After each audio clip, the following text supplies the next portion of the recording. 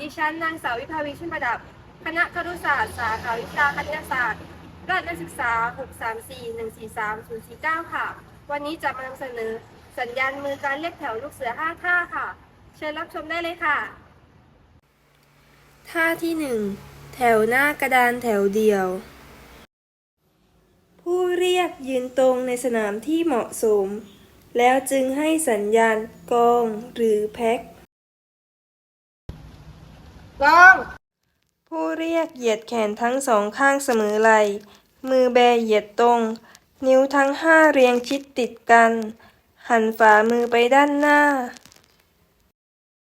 ท่าที่2แถวหน้ากระดานหมู่ปิดระยะผู้เรียกยืนตรงในสนามที่เหมาะสมแล้วจึงให้สัญญาณกองหรือแพ็คกองผู้เรียกกำมือทั้งสองข้างเหยียดแขนทั้งสองข้างไปข้างหน้าเสมอแนวไหล่ขนานกับพื้นงอข้อศอกขึ้นเป็นมุมฉากหันหน้ามือเข้าหากันท่าที่3แถวรูปครึ่งวงกลมผู้เรียกยืนตรงในสนามที่เหมาะสมแล้วจึงให้สัญญาณกองหรือแพ็คกองเรียกแบมือทั้งสองข้างเหยียดแขนตรงลงข้างล่าง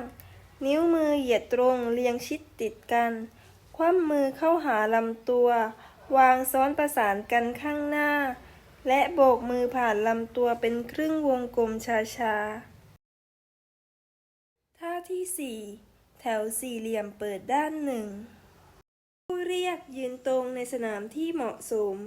แล้วจึงให้สัญญาณกองหรือแพ็คกองผู้เรียกยืนอยู่ด้านหนึ่งซึ่งเป็นด้านเปิดศอกงอยกแขนทั้งสองขึ้นข้างหน้าให้หน้าแขนทั้งสองไขว้กันตรงฝ่ามือทั้งสองแบเหยียดหันไปข้างหน้าฝ่ามือขวาไขว้ทับฝ่ามือซ้ายประมาณแนวคางเป็นสัญญาณ